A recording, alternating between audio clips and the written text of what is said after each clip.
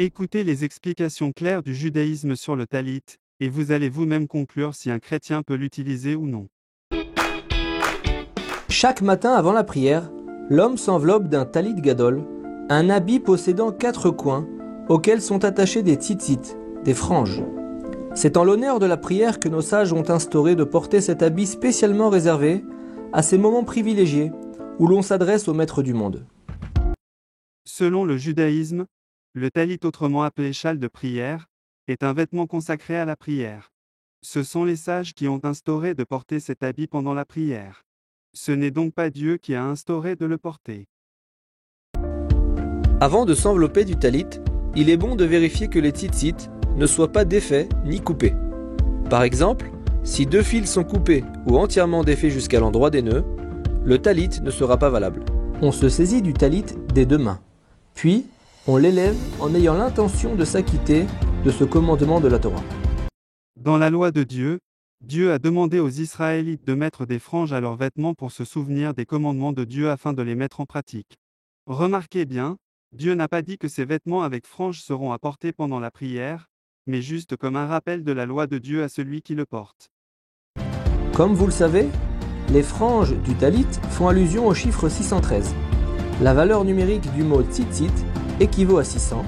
En y ajoutant les 8 fils et les 5 nœuds de chaque tzitzit, on arrive à un total de 613, comme les 613 mitzvot de la Torah. Notez bien, celui qui porte le talit a donc accepté d'observer les 613 lois et ordonnances de Moïse. Les écritures en hébreu sur le haut du talit est un véritable serment que fait tout celui qui le porte. Il a donc juré d'observer toute la loi de Moïse. Or, si un chrétien porte le talit, ça veut dire qu'il a automatiquement renié le Christ, il est rentré sous la loi, il est donc déchu de la grâce. Même si son talit n'est pas magnétisé. Les faux pasteurs ne vous diront jamais cette vérité derrière le talit.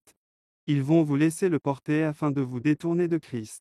Voyez-vous que tous ces hommes, peu importe leur renommée, mais qui utilisent le talit sont déchus de la grâce de Christ?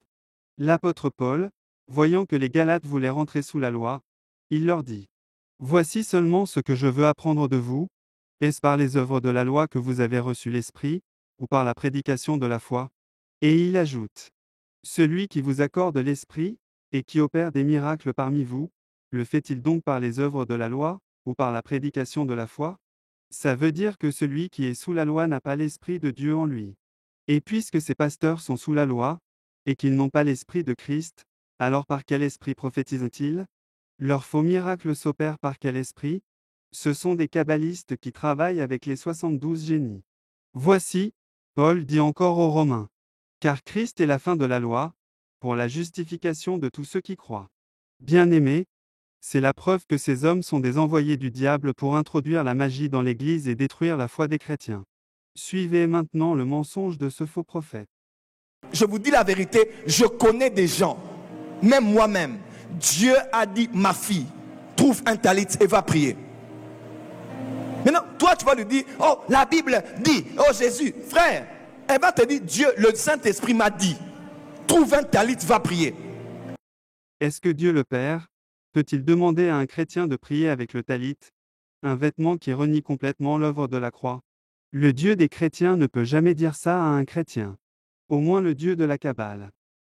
On récite la bénédiction Leitatef Betzitzit avant de s'en envelopper. Baruch ata Adonai Eloheinu melech haolam asher kideshanu bemitzvotav vetzivanu leitatef betzitzit. D'après certains de nos maîtres, il faut tout d'abord envelopper une partie du dos et du buste avant d'envelopper la tête. On se recouvre seulement la tête et non le visage, de telle sorte que dans un premier temps le talit soit placé comme une écharpe.